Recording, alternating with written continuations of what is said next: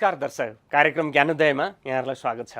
सदा चाहिँ आज हामी जीवनका आधारभूत कुराहरूमा विशेष गरेर शिक्षाको कुरा गरिरहेका छौँ।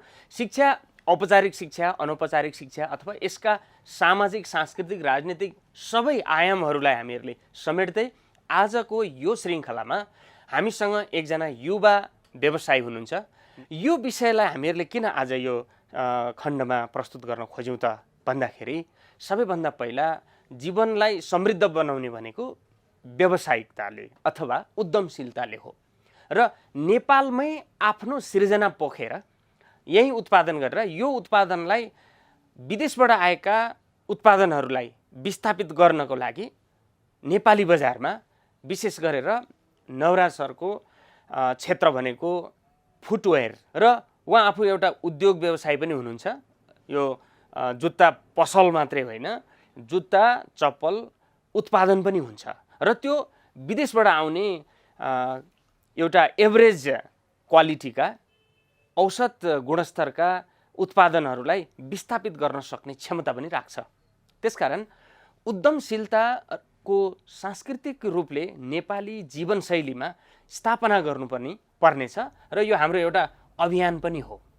कार्यक्रममा स्वागत छ सर। धन्यवाद। यो व्यावसायिक हिसाबले जुत्ता नेपालमा कहिलेबाट सरदर यसो आफ्नो एउटा अनुभव सुनाइदिनु न दर्शकहरूलाई। जुत्ता चप्पल व्यवसाय चाहिँ मैले पसल रूपमा 2061 सालदेखि निरन्तर रूपमा कार्य गर्दै आइरहेको छु। अनि जस्तै त्यसमा सबैभन्दा पहिला औद्योगिक रूपमा चाहिँ यो क्षेत्रमा आउँदाखेरि अलरेडी थुप्रै व्यवसायहरू थिए होलान्। जस्तै अलिक पुराना चप्पल जुत्ता व्यवसायहरू जो नेपाल सरकारले प्रमोट गरेका अथवा त्यसबाट निस्किएका अरू टेक्निसियनहरूले सुरु गरेका उत्पादनहरू पनि थिए होलान्। कसरी त्यहाँ यिनीसँग प्रतिस्पर्धा गर्न सकिन्छ जस्तो लाग्थ्यो?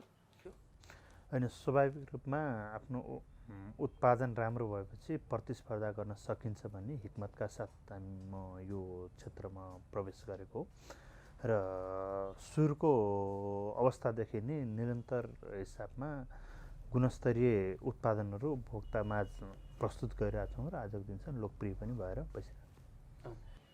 जस्तै व्यावसायिक हिसाबले यो क्षेत्रमा आउँदाखेरि दौतेरीहरू विदेश गइरहेको अथवा पर्मानेन्टली यहाँबाट बसाइ सरेर अन्त कतै गइरहेको, कमाउनकै लागि केही समय युरोप, अमेरिका, अस्ट्रेलिया अथवा मध्यपूर्वतिर दौडिरहेको त्यो जमात देखेर किन फेरि यहीँ बस्न मन लागेर यही केही गर्छु भन्ने सोच आयो? मलाई चाहिँ जहिले पनि काम गरेर होइन गराएर हुनुपर्छ भन्ने चाहिँ प्रिन्सिपल्ली मैले एउटा सिकेको थिएँ, बुझेको थिएँ र जति कुनै ठाउँमा काम गरिन्छ भने केही सिक्नको लागि मात्रै गरिन्छ र लामो समय त्यहाँ काम गरिरहनुपर्छ भन्ने चाहिँ मेरो मनसाय रहेन। मैले केही कुरो सिक्ने क्रममा चाहिँ उत्पादनशील जुन ऊर्जावान समय जति शरीरमा जति ऊर्जा हुन्छ, काम गर्ने हिक्मत हुन्छ, जोस जाँगर भएको समयमा चाहिँ विदेशी भूमिमा गएर रगत र पसिना सिञ्चित गरेर जीर्ण शरीर लिएर चाहिँ स्वदेशमा फर्कनु हुन्न। जति सकिन्छ यहीँनेरि काम गर्नुपर्छ, यहीँको युवाहरूलाई रोजगारीमा आउन प्रेरित गर्नुपर्छ र उद्यमशीलता विकास गर्नलाई हामी युवा नै जाग्नुपर्छ भन्ने हिसाबले मैले लागेँ। अरू विदेश जाने अफरहरू चाहिँ मलाई पनि नआएको होइन, धेरै ठाउँबाट आएका थिए, उहीँ बसौँ भन्ने अफरहरू पनि आएको थियो। तर मैले त्यो कहिले पनि त्यसलाई स्वीकारिनँ, किनकि म अर्कोमा गएर नोकरी गर्ने मलाई चाहिँ पटक्कै रहर भएन। जति गर्न सकिन्छ उद्यमशीलता नै गरौँ, अरूलाई रोजगार सिर्जना गर्ने काममै लागौँ भन्ने हिसाबले मैले यो क्षेत्रमा प्रवेश गरेँ। जति प्रवेश गरेँ छोटो अवधिमा नै मैले आफ्नो ब्रान्डलाई धेरै उपभोक्तामाझ लोकप्रिय पनि बनाएँ। गुणस्तरीय उत्पादन भएपछि उपभोक्ताहरूको नि चाँडै रोजाइमा पर्ने रहेछ र काम गर्ने भन्दा गराउने हिसाबले नै मैले यो सेक्टर रोजेर यसमा आएँ र फेरि यो क्षेत्र रोज्न चाहिँ अन्य धेरै क्षेत्र हुँदाहुँदै पनि यो चाहिँ प्रत्येक आधारभूत सेवाभित्र चाहिँ जुत्ता चप्पल रहेको मैले महसुस गरेँ। आजको जमानामा मान्छेहरू बरु खाली पेट हिँड्न सक्छन्, खाली खुट्टा हिँड्न सक्ने अवस्था छैन र जुत्ता चप्पलको माग पनि अत्याधिक हिसाबले प्रत्येक वर्ष बढ्दै गइरहेको छ र अहिले स्वदेश उत्पादनले पनि हामीले करिब 60% चाहिँ बजार ओगट्न सफल भएका छौँ। अनि जस्तै यो आधारहरू कसरी सिर्जना हुँदै गए? जस्तै भनौँ न, व्यवसाय गर्नलाई अलिकति पुँजीको आवश्यकता छ, एउटा टिम पनि चाहिन्छ होला, त्यसमा पनि लाइक माइन्डेड मान्छेहरूको टिम चाहियो। 5 जना भेला भएर व्यवसाय गर्न सुरु गर्यो, एउटाले एउटा कुरा गर्छ, अर्कोसँग कुरा मिल्दैन, अनि त्यो तयारी गर्दा गर्दै संस्था दर्ता हुँदा नहुँदासम्म त्यो टिम पुरै विशृङ्खल भइसकेका पनि हुनसक्छ होइन। अब यो जुट्छ कसरी? जस्तै व्यावसायिक मानसिकता भएका नवराज गौतम जस्ता मान्छे भेटेर हो कि अथवा होइन म एक्लैले आफैले सुरु गर्छु भन्ने हिसाबले आउनुभयो? अनि यो त पहिला त आफूले हिक्मत गर्नु पर्यो, आफूले अरूलाई कन्भिन्स गर्न सक्नु पर्यो लगानीकर्ताहरूलाई। उहाँहरूलाई कन्भिन्स गर्न नसकेको अवस्थामा पनि वैकल्पिक हिसाबमा म ऋण खोजेर हुन्छ कि अरू नै केही स्रोतबाट पैसा जुटाएर नि काम गर्न सक्छु भनेर अगाडि बढ्ने हो र कसैले हात झिक्दैमा ब्याक हट्ने गरेर चाहिँ यो क्षेत्रमा व्यावसायिक पनि भइन्न र अरूले उचालेको कुकुरले मृग पनि मार्दैन। आफ्नो हिक्मतका साथ लाग्नुपर्छ, अवश्य सफल भइन्छ। यो व्यावसायिकतामा विशेष गरेर रिस्क ठुलो कुरा रह्यो होइन। एउटा लगानी भयो, त्यसपछि रिस्क फ्याक्टर एकदम स्ट्रङ हुने भयो, अरू कुरा डेडिकेसन निरन्तर। अनि जस्तै परिवारले कसरी सहयोग गरिरहेछ? होइन, पारिवारिक हिसाबमा त मैले ठुलो सहयोग पाइरहेको छु।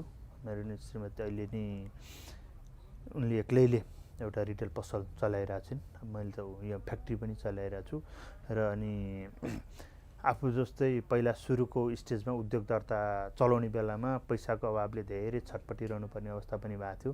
त्यही क्रमलाई केही हदसम्म पनि रोक्न सकिन्छ, यो उद्यमशीलता गर्न सक्छु भनेर आर्थिक हिसाबमा सहयोग गर्न सकिन्छ भनेर नि एउटा व्यावसायिक हिसाबमा यो जुत्ताकै ब्रान्डबाट पनि हामीले एउटा सहकारी स्थापना गरिरहेको छौँ। अहिले त्यो हामी 10औँ वर्ष सफलतापूर्वक पार गरिसकेका छौँ। त्यहीँबाट पनि हामीले नव टाकुरा, जुत्ताको टाकुरा, त्यसमा अर्को नव थपेर नव टाकुरा भनेर रेजिस्टर गरेर अहिले चलाइरहेको छौँ र यसबाट हामीले धेरै मान्छेलाई व्यावसायिक बनाउन सफल भएका छौँ। हामीले हाम्रा उत्पादन पनि बेच्न दिन्छौँ। आर्थिक रूपमा सपोर्ट चाहिन्छ भन्ने मान्छेलाई, हिक्मत भएको र इमान्दार मान्छेहरूलाई हामीले सहयोग पनि गरिरहेको छौँ। हाम्रो साथ र सहयोगले उहाँहरू धेरै व्यावसायिक पनि बन्नुहुन्छ। जस्तै यो फुटवेयर इन्डस्ट्रीमा, कम्पनीमा नयाँ नयाँ युवाहरू जसरी सर आउनुभयो 2061मा अथवा त्योभन्दा अगाडिदेखि यो क्षेत्रमा आकर्षित हुनुभयो, यो क्रम कस्तो छ, यो ट्रेन्ड? यो जुत्ता चप्पल उद्योगमा आउने ट्रेन्ड चाहिँ एकदमै राम्रो छ, आइरहेको छन्। तर दुःखको कुरो निरन्तरता दिन धेरैले सकिरहनु भएको अवस्था छ। यो मुख्य चुनौती के हो यसमा? मुख्य चुनौती चाहिँ यो थोरै लगानी भए पनि जुत्ता उद्योग चाहिँ सुरु भइहाल्छ, सुरु गरिहाल्छन् अनि त्यसपछि बजारको माग अनुसारको उत्पादन गर्न धेरैले सकिरहेको छैन। त्यो नसक्ने अहिले त्यो किन यस्तो भइरहेछ भने फेसनको दुनियाँमा नेपाल धेरै अगाडि छ। मनपर्ने प्रडक्ट भयो भनेदेखि एकदम उपभोक्ताले तत्काल रुचाइहाल्छन्। फेसनेबल चाहियो, पैसा पनि तिर्न चाहन्छन् र उपभोग पनि धेरै मात्रामा गरेर आउँछन्। अनि उनीहरूलाई मनपर्ने टाइपको उत्पादन भएन भने चाहिँ त्यसले बजार लिन एकदम गाह्रो छ र बजार लिन सकिरहेको छैन। त्यो बजारको माग अनुसार उत्पादन गर्न नसक्ने, हिँड्न नसक्ने इन्डस्ट्रीहरू चाहिँ धेरै पलायन पनि भएका छन्। र अनि अर्को कुरो, यहाँनिर जुत्ता चप्पलमा जति आउने मान्छेहरू चाहिँ विशेष गरेर देखासिखीको भरमा प्रवेश गर्ने मान्छेहरू छन्। उनीहरू चाहिँ यो जुत्तामा यति काम गर्नुपर्छ भने लामो एउटा भिजनका साथ प्रस्तुत भएका हुँदैनन्। त्यो भएर पनि कम भयो। अनि दोस्रो कुरो, यहाँ दक्ष कालीगढको एकदम चरम अभाव छ। अनि यो रोजगार यहाँ मैले ठ्याक्कै रोकेँ। जस्तै व्यवसायीहरूले त उद्योग धन्दा सुरु गरिदिने भए होइन, अथवा मार्केटको लागि उहाँहरूले चाहिँ एक्सप्लोर पनि गर्नुहुने भयो। तर टेक्निसियनको अभाव भनेपछि त्यो उत्पादन गर्न र त्यो क्षेत्रमा पनि त रोजगारको अवस्था निकै मजबुत रहेछ। टेक्निसियनको अभाव भने त त्यहाँ जब छ भन्ने हो नि होइन? कसरी यो आपूर्ति हुन्छ त? होइन अहिले त यो जुत्ता चप्पल उद्योगहरूले दक्ष कालीगढ नपाएर नि आफ्नो क्षमता अनुसारको उत्पादन गर्न सकिरहेको अवस्था छैन। अनि जति अहिले भएका छन् यहाँनिर ट्रेनिङ दिने त्यस्ता दीर्घकालीन इन्स्टिट्युटहरू पनि केही पनि छैन। त्यो सम्बन्धी पढाइ पनि नेपालमा छैन र केही व्यक्तिहरूले चाहिँ विभिन्न देशमा गएर जुत्ता सम्बन्धी पढेर आउनुभएको छ। त्यो चाहिँ एकदम सीमित मात्रै हुनुहुन्छ। अहिले हामीले पछिल्लो चरणमा चाहिँ सङ्घबाट पनि आधारभूत सामान्य ज्ञान दिने हिसाबले चाहिँ ट्रेनिङका क्लासहरू चलाइरहेका छौँ। त्यो चलाएको क्लासले पनि त्यति कम्फर्ट हिसाबले हामीले उत्पादन गर्न सकिरहेका छैनौँ उनीहरूलाई पनि। उनीहरूबाट सीमित अवधिको लागि मात्रै तालिमको लागि हामीले बजेट पाएका छौँ। त्यो तालिमले चाहिँ उनीहरूलाई पूर्ण हिसाबले निपूर्ण बनाउन सकिरहेको छैनौँ। त्यो सामान्य हिसाबले सिकेको कालीगढबाट बिस्तारै अन्य काम सिकाउँदै लिएर गएर उत्पादन गरिरहेछौँ र कालीगढ पनि उत्पादन भइरहेछन्। तिनैबाट चाहिँ अहिले उद्योग भनेपछि उद्यमीहरूले नै तालिम दिएर अनि त्यहाँ आफ्नो उद्योगमा लगाउने अथवा कस्तो हो, जस्तै उनीहरूलाई रोजगार पनि त्यही छ, एक समय तालिम र अरू समय चाहिँ काममा संलग्न गराउने? होइन, यस्तो छ, हामीले चाहिँ सङ्घबाट पनि तालिमको व्यवस्था गरिरहेका छौँ। अहिले पनि हामीले करिब 300 जनाको तालिम रनिङ भइरहेको त्यो कसरी हुन्छ? जस्तै तालिमको लागि हामीले एउटा खुला सूचना जारी गर्छौँ कि अथवा सम्पर्कबाट आउँछन् कि कसरी लिने? त्यो तालिमेहरू कसरी जम्मा पार्ने? तालिमीहरू चाहिँ हामीले राष्ट्रिय स्तरको पत्रिकाहरूमा पनि सूचना जारी गरी आउँछौँ, निःशुल्क तालिम उपलब्ध गरेका छौँ भनेर। अनि सम्पर्कबाट पनि आइरहेका हुन्छन् र हामीले चाहिँ जति तालिम दिएका छौँ तिनीहरूलाई 100% रोजगारको ग्यारेन्टी गरेका छौँ र काम सिकेको भोलिपल्टबाट उनीहरू बेरोजगार भएर बस्नुपर्ने अवस्था छैन। जुत्ता चप्पल व्यवसायको क्षेत्रमा बेरोजगार मान्छे छैन। यो त अत्यन्तै महत्त्वपूर्ण कुरा पनि।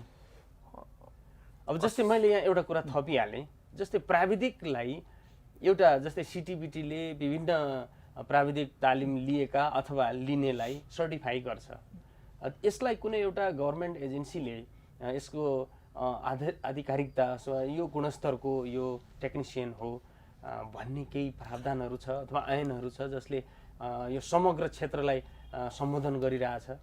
यो टिपिसीको यो सिटिबिटीले जति ट्रेनिङ दिइरहेछ उसको सिलेबस अनुसार चाहिँ एउटा मान्छेले कटिङदेखि डिजाइनिङ, अप्पर सिलाइ, स्टिचिङ सबै काम सोल टाँच्नेदेखि फिनिसिङसम्म गर्ने क्याटेगोरी मूल्य सिकाएको हुन्छ, ताकि एउटा मान्छेले भोलि सिङ्गल पसल चलाएर पनि काम गरी खान सकोस् भन्ने हिसाबले सिटिबिटीको सिलेबस छ।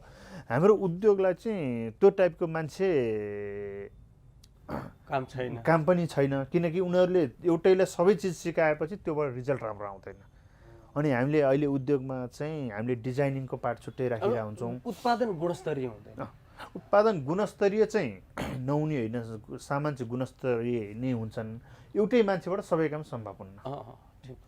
अनि त्यो भएर हामीले उत्पादकत्व पनि घट्ने भयो, उत्पादकत्व घट्दै जान्छ।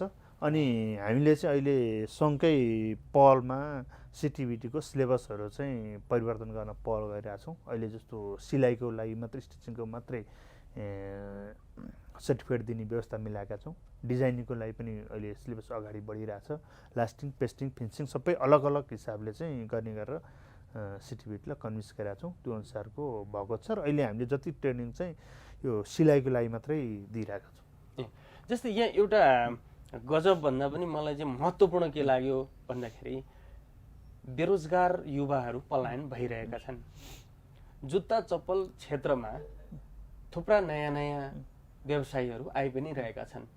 भएकै उद्योगलाई धान्नका लागि टेक्निसियनहरूको चरम अभाव छ। तर पनि किन नेपाली युवाहरू यसरी आकर्षित हुन सकिरहेका छैनन्? यो चाहिँ जुत्ता चप्पल चाहिँ विशेष गरेर आजको दिनसम्म पनि जातीय पेसाको रूपमा हेरिन्छ। अनि अन्य जात र धर्म मान्ने मान्छेहरू चाहिँ यतातिर एकदमै कम आकर्षित भएका छन्। जति आकर्षित हुनु भएको छ उहाँहरूले एकदमै राम्रो तरिकाले पैसा कमाइरहनु भएको छ। दक्षता हुनुभएको छ र अहिले पनि समाजले हेर्ने दृष्टिकोण चाहिँ अलिकति परिवर्तन नभएर पनि अन्य मानिसहरू आउनलाई अलिक हिचकिचाइरहेको अवस्था चाहिँ छ। तर विदेश गएर त फेरि जे पनि गरिरहेछन् होइन, विदेश गएर जे पनि गर्न चाहने मान्छेहरू यहाँनेरि पटक्कै काम गर्न इन्ट्रेस्ट देखाएकै छैनन्। अहिले पछिल्लो चरणमा त यो कारिगरहरूदेखि पनि धेरै उद्योगहरू असन्तुष्टि भएर कामबाट सन्तोष नभएर विदेशी कारिगर आयात गरेर काम गरिरहेको अवस्था धेरै छ, धेरै उद्योग। के उहाँहरूमा समस्या चाहिँ के छ? जस्तै नेपाली टेक्निसियनहरूलाई तालिम दिँदा अथवा उहाँहरूलाई आवश्यक पर्ने सबै आधारभूत कुराहरू कम्पनीले व्यवसायीहरूले उपलब्ध गराउँदा पनि यो नहुनुको कारण चाहिँ के हो? नहुनु चाहिँ मेन चाहिँ अन्य जात जातिका मान्छेहरूलाई छिराउन नसक्नु नै मेन समस्या थियो। अरू त्यो छिर्ने हो भने प्रतिस्पर्धा हुन्थ्यो, काममा कमी हुँदैनथ्यो। अनि अन्य मान्छे छिराउन नसकिसकेपछि उहाँहरूको मात्रै हामी नभए त इन्डस्ट्री कसरी चल्छ र भन्ने टाइपको अलिकति अहमता पनि त्यो छ। अनि अर्को कुरो स्वतः सीमित हुँदै गए। अनि जति त्यस्ता टाइपका मान्छेहरू चाहिँ भ्यालीमा को आसपासहरूमा धेरै थिए। जब यो 62-63 सालको जनआन्दोलन पछि चाहिँ यहाँ काठमाडौँको उपत्यकाको जग्गाको मूल्य असाध्य वृद्धि भएर गयो। अनि उहाँहरूलाई त्यो 3-4 आना जग्गा बेच्दै वर्षौँ खान पुग्ने बेचेर खान पुग्ने अवस्था सिर्जना लाग्नै परेन। अनि अलिकति गर्न सक्ने जातिले आफैले काम गरिरहनु भएको छ। दर्शक, सामान्यतया बेरोजगार मान्छेले जे पनि गर्छु भन्छ, त्यो विदेशमा होस् अथवा मुलुकभित्रै होस्। तर एउटा रमाइलो कुरा, एउटा तथ्य आज सार्वजनिक के भयो भने जुत्ता चप्पल व्यवसायमा, यो उद्यमशीलतामा प्रशस्त रोजगारको अवस्था रहेछ र उद्यमशीलताका लागि आवश्यक पर्ने सिप पनि उद्यमीहरूले नै उपलब्ध गराइरहेको अवस्था रहेछ भने नेपालमै पनि केही गर्न सकिन्छ भन्ने हिम्मत एउटा सामान्य स्वीकार गरेर अगाडि बढ्ने हो भने विदेशिनुपर्ने परिस्थिति त कतै पनि रहन्छ। एउटा शाखा यो पनि रहेछ रोजगारको। यो छोटो विश्रामपछि हामी फेरि छलफलमा जुट्नेछौँ। ब्रेकपछि पुनः स्वागत छ दर्शक। जस्तै रोजगार सरदर कति हजार युवाहरूलाई, युवा युवतीहरूलाई चाहिँ यो फुटवेयर क्षेत्रले दिइरहेछ।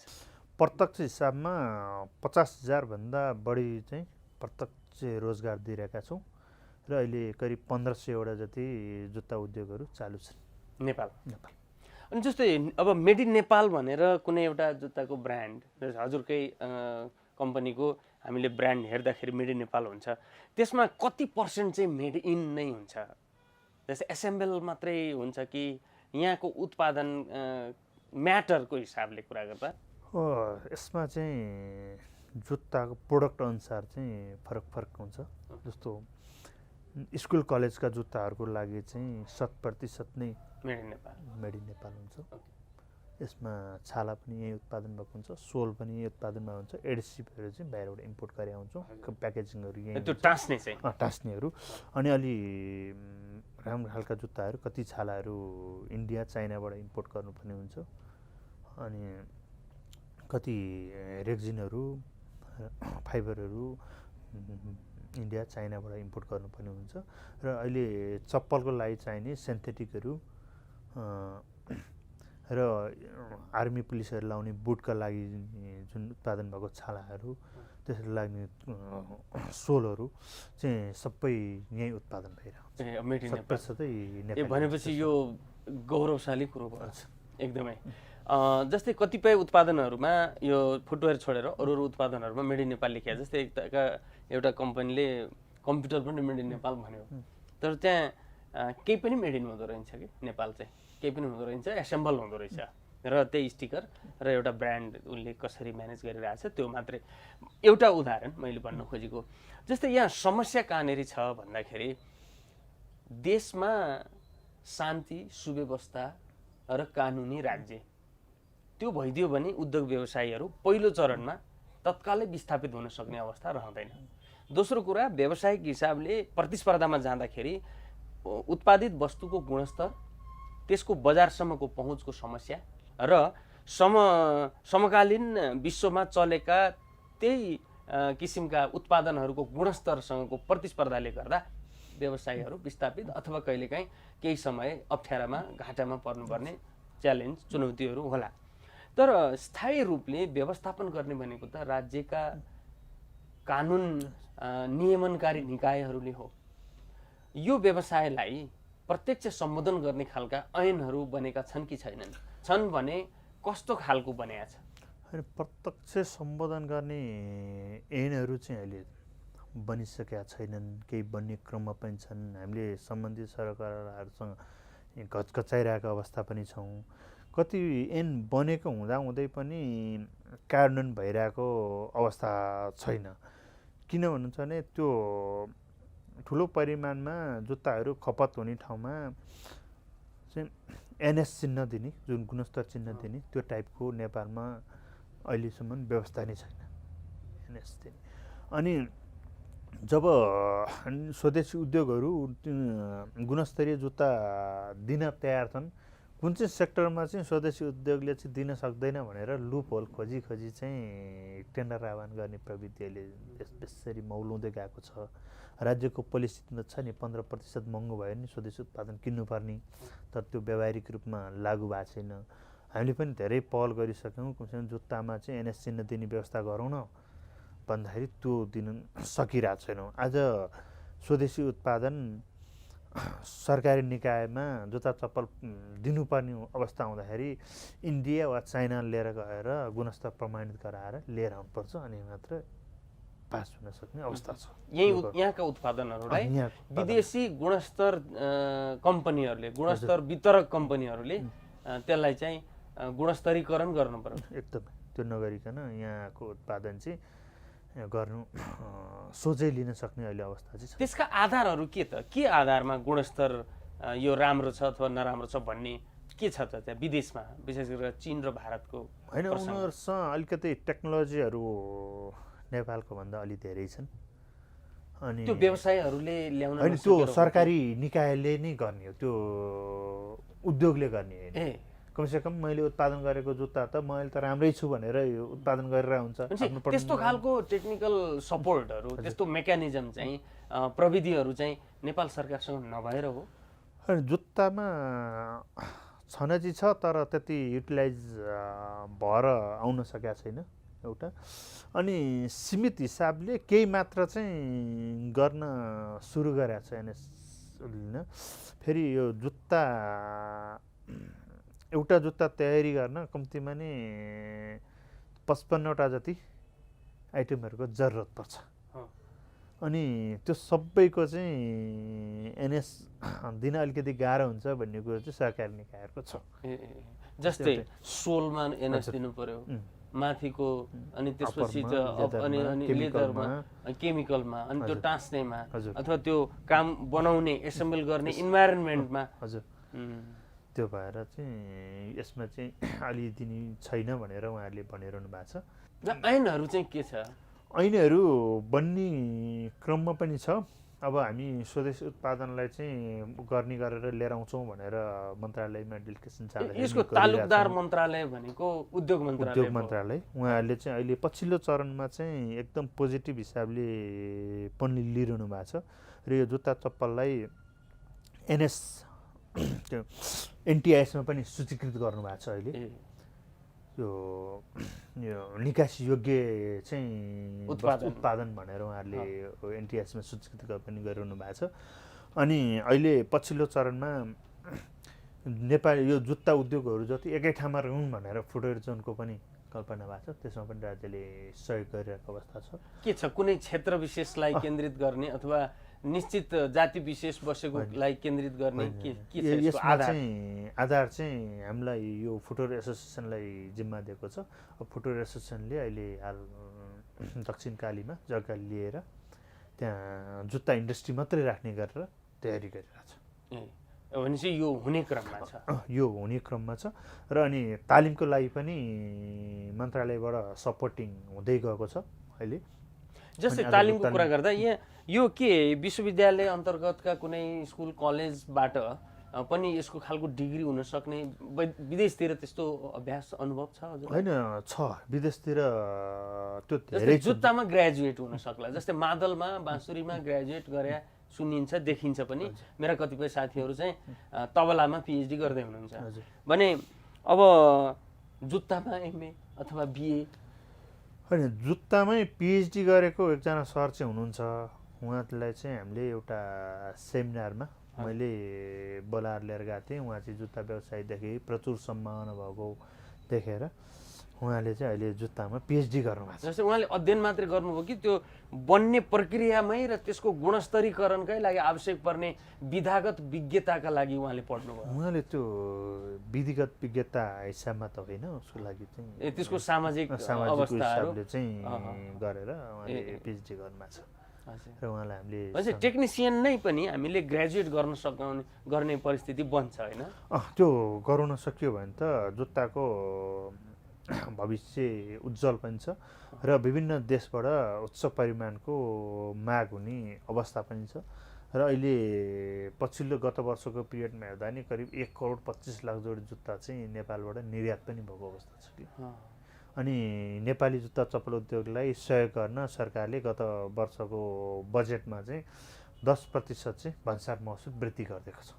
बाहिरी जुत्ता आयात गर्दा 10% वृद्धि भएको छ र अहिले सङ्घको तर्फबाट एन्टी डम्पिङ एक्ट लागू गरिदिनु पर्यो भनेर चाहिँ हामीले पहल गरिरहेछौँ। त्यो भयो भने के हुन्छ? एन्टी डम्पिङ एक्टले कसरी सपोर्ट गर्छ स्वदेशी जुत्ता व्यवसायहरूलाई? होइन, एन्टी डम्पिङ एक्ट लागू हुनासाथ प्रति जोडी जुत्तामा अहिले भइरहेको मौजुत्तामा करिब 500 देखि 1000 रुपियाँ चाहिँ लागत पर्छ आयातित हुँदाखेरि। त्यो हुँदाखेरि सस्तो र गुणस्तरीय जुत्ताहरू व्यवसायहरूले ल्याउन पनि छाड्छन् अनि उपभोक्ताले नि गुणस्तरीय प्रोडक्टहरू लाउन पाउँछन्। जस्तो यो हामीले हेरेका छौँ, जस्तो श्रीलङ्का र अहिले बङ्गलादेशमा चाहिँ एन्टी डम्पिङ एक्ट लागू भएको छ। जुनसुकै जुत्ताहरू आज हामीले श्रीलङ्का एक्सपोर्ट गर्नु पऱ्यो या बङ्गलादेश एक्सपोर्ट गर्नु पऱ्यो भने त्यहाँको भन्सार भ्याट सबै तिरेर प्लस 500 रुपियाँ चाहिँ पैसा एक्स्ट्रा लिन्छन् उनीहरूले। उनीहरूको पोलिसी बाहिरको जुत्ता इम्पोर्ट गर्ने छँदै छैन, जति छ त्यो गर्नुपर्छ भनेर।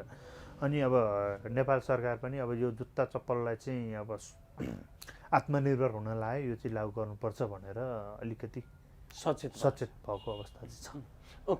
अब यो भयो यसका उत्पादन क्षेत्रको अथवा यसको चाहिँ रोजगारको, यसको चाहिँ वित्तीय क्षमताका कुराहरूमा हामी रह्यौँ, कतिपय कानुनी कुराहरू पनि गऱ्यौँ र राज्यको भूमिका बारे पनि हामीले छलफल गऱ्यौँ। जस्तै सबैभन्दा पहिला यो हुनुभन्दा अगाडि नवराज गौतम एउटा आम मान्छे हो होइन? जस्तै तपाईँको आफ्नो व्यक्तिगत जीवन चाहिँ कसरी व्यवस्थापन भइरहेछ? जस्तै कसरी म्यानेज गर्नुहुन्छ क्या? जस्तै बिहान आफ्नो उद्योगमा जानु पर्यो होइन, त्यसपछि यस्ता विभिन्न फोरमहरूमा पनि संलग्न हुनुहुन्छ, त्यता पनि आफूले समय दिन पर्यो। यो कसरी मेसो मिलिरहेछ? होइन, यो त मेरो चाहिँ करिब बिहान 5:45 दिनचर्या सुरु हुन्छ। अहिले 6 बजे छोरीलाई स्कुल छोड्न जानुपर्ने हुन्छ हरेक दिन। बिहान 6 बजे स्कुल छोडेपछि करिब 6:15 साढे 6 बजीसम्म मैले मेरो रिटेल पसल खोलिसक्छु, जुन नयाँ मानिसहरूमा छ। त्यो खोलेपछि अनि म्याडम श्रीमती आउनुहुन्छ करिब 8 बजीतिर। ऊ आएपछि म त्यसपछि फ्याक्ट्री जान्छु। फ्याक्ट्रीलाई चाहिने आवश्यक सरसामान ल्याउनु पर्छ भने फ्याक्ट्रीमा सामान उपलब्ध गराउँछु। सामान डिस्प्याच गर्नुपर्छ भने डिस्प्याच गरेर पठाएर करिब 10:30 बजीतिर घरमा गएर खाना खाएर खाना पसलमा श्रीमतीलाई खाना चाहिँ घरमै खान्छु। अनि मार्केटमा अनि पसल पुग्नु अनि विभिन्न मिटिङमा कहाँ जानु छ सेड्युल अनुसार त्यो अनुसार हिँडेर आउँछु। र बेलुका सबै काम सकेर बेलुका 7 बजे चाहिँ म अक्सर पसलमा आइसकेको हुन्छु बानेश्वरमा।